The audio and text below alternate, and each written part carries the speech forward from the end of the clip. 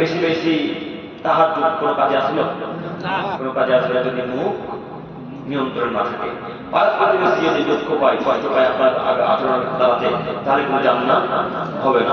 পাড়া প্রতিবেশীর সাথে ভালো আচরণ করেন, পাড়া প্রতিবেশীকে দেখেন, আর আপনি পাড়া প্রতিবেশীকে তরকারি দিবেন, তরকারি মানে ওই সবজি সবজি পাড়া প্রতিবেশীকে আগে দিবেন। আপনার বাড়ির পাশে যে দরজাটা, সে দরজাটা আগে দিতে যাবেন। দোষ পটল আলু ঝিঙে যা রান্না করেন আগে পার্শ্ববর্তী বাড়িটাতে দিবেন, তারপর 3-4 বাড়ি এগিয়ে যাবেন। তা আপনি তো এমন মানুষ, ওই লোকটার সাথে ঝামেলা হয়েছে তার স্ত্রীর সাথে, এখন তো আপনি 3-4টা বাড়ির মধ্যে গিয়ে যার সাথে তার শত্রুতা, তাকে আপনি গোল দিতে গেছেন, মানে তার বিষয় বেলা তার জন্য জলে। হ্যাঁ, এই তো আপনি মানুষ। তো আয়েশা রাদিয়াল্লাহু তাআলা আনহা আমার নবীকে বলেন, আল্লাহ নবী, আমার 2টা প্রতিবেশী আছে বাড়ির পাশে, তো আমি কাকে আগে তরকারি সবজি টবজি দিব, কাকে দেবো একটু বলেন তো। তোর আল্লাহ নবী বলেন, ইলা আকরাবি মাইমিনকে বাবা, তোমার বাড়ি থেকে যার দরজার কাছে তাকে আগে সবজি দিবা।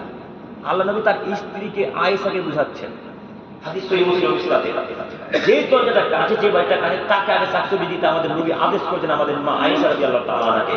তো আপনার স্ত্রীর 4-5টা বাড়ি করতে গিয়ে ওই মহিলাটা বাড়িতে দিতে গেল যার সাথে এই বাড়ির শত্রুতা আছে।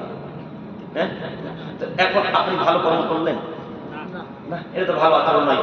পাড়া প্রতিবেশী ভালো আচরণ করেন, বলে জান্নাত হবে না। সময় তোমার বিষয় আমি বলতে চাচ্ছিলাম, আল্লাহ বলছেন, মান খালি খালি গুঞ্জাই খাও, পৃথিবীর মানুষ তোমাদের বলে রাখছেন, শুনে রাখো, যারা আল্লাহকে বিশ্বাস করে, যারা পরকালকে বিশ্বাস রাখে, তারা যেন অতিথিকে সম্মান করে, পাড়া প্রতিবেশীকে ভালোবাসে। যদি পাড়া প্রতিবেশীকে ভালোবাসে, তাহলে আল্লাহ তাআলা এদেরকে জান্নাতে দিবেন না। আজকে অনেক কথাই বললাম বা শুনলেন, কতটি কথা মনে রাখতে পারবেন তাও আমি জানি না। তবে যে কয়েকটি কথা মূল্যবান এখানে আমি মনে করেছি আজকে, তার সব থেকে মূল্যবান কথা হচ্ছে বেদাত থেকে বিরত থাকবে ইনশাআল্লাহ। বেদাতে যে কত ক্ষমতা আপনাকে কি দিয়ে বুঝাই, বেদাতে যে কত ক্ষমতা আপনাকে কি দিয়ে বুঝাই। আজকে এই ভাইগুলোর মধ্যে কোন একটা ভাই যদি বেদাত করে, এই ভাইকে যতদিন তওবা না করবে বেদাতের জন্য, এই ভাই কোন ইবাদত বেদাত কবুল হতে দিবে না, বেদাত কবুলই হতে দিবে না, এত ক্ষমতা। অতএব যে কোনো ইবাদত করার পূর্বে আগে জানবেন এটা রাসূলের ইবাদত, হুজুরে দেওয়া ইবাদত। মাথায় থাকবেন ইনশাআল্লাহ। ইনশাআল্লাহ শেষ পর্যায়ে একটি কথা, আপনাদের মুখের দিকে অনেকক্ষণ থেকে লক্ষ্য করছি বা দেখলাম, তো না বললেও হয় না। চাচা, আজকের পর থেকে বিড়ি ছাড়তে পারবো না? পারবো ইনশাআল্লাহ। বিড়ি না খেলে হয় না,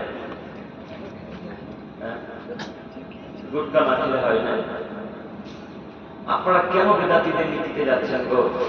আপনার বেদাতি হুজুরের দাঁত দেখলে বোঝা যায় যে জর্দা করে, হ্যাঁ, দাঁত দেখলে বোঝা যায় যে গুটকা করে। আপনি তার কথা কেন মানলেন বলেন? কেন? আপনিও তো আহলে হাদিস সালাফি আকীদার মানুষ, তাই না? তা আপনি কেন বেদাতিদের নীতিতে যাবেন? জর্দা পান খায় বেদাতিরা, গুল খায় বেদাতিরা, গুটকা খায় বেদাতিরা, সিগারেট পান করে বেদাতিরা। ওই যে কালিয়াচক আমরা যখন উত্তর দিনাজপুরে বক্তব্য দিয়ে চলে আসি, তখন আমাদের ড্রাইভার ক্লান্ত হয়ে যায়, আমরা ক্লান্ত বোধ করি, চলো একটু চা পান করি। কালিয়াচকে চা কিন্তু বিখ্যাত ফেমাস। দোকানে যখন আমরা নামি, তখন বড় বড় টুপি দিয়ে আছে, সিগারেটে সেই টান মারছে, যেন মনে হচ্ছে হিটলারের ব্যাটা, বিশাল স্টাইল। তো ওদের নীতি দেখে আপনি তো পান করা শুরু করেছেন, তাই না? তো আজকের পর থেকে তাদের নীতির মুখে লাথি মারতে পারবেন ইনশাআল্লাহ। ইনশাআল্লাহ আজকে এই মঞ্চে যত লোকের পরে বেরিয়ে আছে, সব এখানে ভেঙে ফেলে দেবো ইনশাআল্লাহ। পারবো না? কার পকেটে নাই না?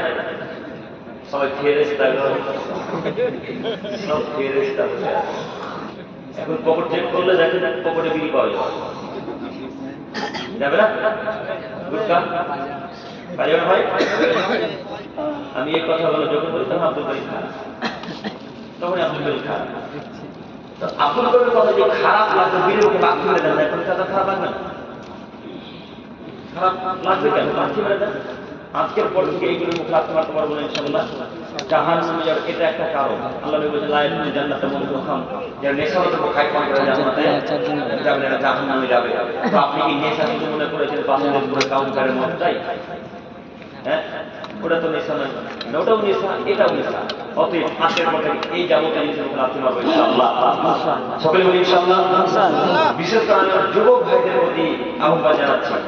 আমার একটা জিনিস খুব ভালো লাগে যুবক ভাইদেরকে, একটাই ভাইদের দাঁড়া, আমার যুবক ভাইদের একটা জিনিস খুব ভালো লাগে, এদের মুখে যখন দাড়ি দেখি তখন খুব ভালো লাগে আমাদের দাড়ি দেখে দাড়ি কেউ নাই, কিন্তু আপনাদের দাড়ি দেখে খুব সুন্দর লাগে। আমাদের চাম দাড়ি দেখে মনে হচ্ছে চাম জুড়িয়ে গেল। আল্লাহকে বলি মাঝে মাঝে না, আমার দাড়ি কিন্তু আপনার তা আল্লাহ তো দিবে না, যা দিবে না তো পাবে না। হ্যাঁ, তা আপনাদের এত সুন্দর দাড়ি দিয়ে যখন খুব ভালো লাগে, যখন যুবক ভাই দাড়ি চাই দেন, এই ভাইটার মধ্যে দাড়ি, এর বয়স কি হয়েছে বলেন তো? এ ভাইটার দিকে দেখেন না, যে ভাই টুপি পড়েছে কালো টুপিটা, এ ভাইটার বয়স কি হয়েছে? কত বয়স আপনার ভাই? 18 বয়স। আর এদের বয়স আগে বিবাহ হয়ে 4টা বাচ্চা হয়ে, তাদের কোনো নাকি যুবকেরই ছাপ মিটে না। এখন নাকি যুবক যুবক দেখাতে হবে, এখন দাড়ি চাচ্ছে। এই ভাই যখন দাড়ি ছাড়ে তখন এর বাড়ি থেকে বাধা আছে, আর গ্রামের মতো বাধা দেয়। মাও বলে বেটা এখন দাড়ি ছেড়ে দিন, তোর বিয়ে হবে না, বলে না ভাই? আপনাকে বলে কেন বলে, মা বলে মা বেটা এখন তো দাড়ি ছেড়ে ঘুরা ঘুরা লাগে। আর মুরব্বী সাহেবরা যারা দাড়ি ছাড়েন তারা বলবে তাদের দাড়ি ছেড়ে দিন। তখন দুঃখ লাগে, অন্তরটা কষ্ট ফেটে যায়। তো আমি যুবক ভাইদেরকে এই জন্য ভালোবাসি, বিশেষ করে দাড়ি দেখলে আমার খুব আনন্দ লাগে, তাই না? মানে রাসূলের পদ্ধতিটা আছে মোটামুটি আলহামদুলিল্লাহ। দেখেন ভাইদের মতো সুন্দর দাড়ি, দাড়ি আমরা কাকে খুশি করার জন্য? একটা ভালো রাখবো, দুটা ভালো রাখবো, চারটা ভালো রাখবো, তাই না? আজকের পর থেকে যত মানুষের মুখে দাঁড়িয়ে থাকতে পারবো না। এই ছেলেটার মুখের দিকে তাকিয়ে তো আপনার লজ্জা করা উচিত। 18 বছরের যুবক ছেলেটা দাঁড়িয়ে ছাড়তে পারে, আপনার কাছে কিন্তু এখন দাঁড়িয়ে ছাড়তে পারে না, কেটে দিচ্ছে পারবো না ইনশাল্লাহ।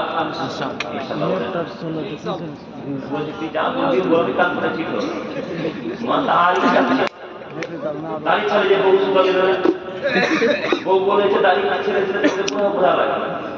ওরাও কত বজ্জাতের বজ্জা, দাড়ি কাটলে তো খর খর করে গো।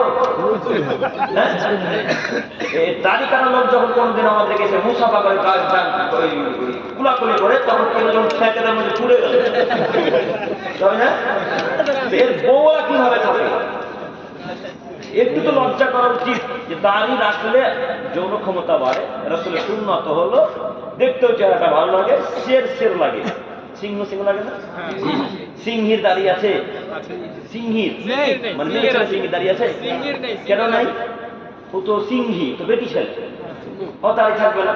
তো যাদের দাঁড়িয়ে তাদের সবাই এখন হয়ে যাবে, হ্যাঁ দাঁড়িয়ে ছাড় থাকে না। দাঁড়িয়ে ছাড়তে পারবেন না থেকে? আপনাকে বলছে, আপনাকে তোমাকে বলছি, ইনশাল্লাহ বলো, ইনশাল্লাহ বলো, তুমি বলো ইনশাল্লাহ। সবাই পারবো ইনশাল্লাহ আজকে থেকে? ইনশাল্লাহ। আল্লাহ তোমাদের থেকে গভীর রাতে তুমি আমাদের আলোচনায় কবুল করো। আমিন। আল্লাহ তোমার থেকে চাইছি আমরা যে উপায়ে আমি ব্যবহার করতে পারি। আল্লাহ তোমার থেকে চাইছি তুমি আমার বিশেষ করে যুবক ভাইদেরকে কবুল করে নাও বলে আমি। আল্লাহ তোমার থেকে চাইছি যুবক ভাইদেরকে তুমি রাসূলের পদ্ধতি চলা প্রদান করো সকলে বলে আমি। দেখতো দেখি أشهد أن لا إله إلا أنت أستغفرك وأتوب إليك. السلام عليكم ورحمة الله. وعليكم السلام ورحمة الله وبركاته. ما شاء الله.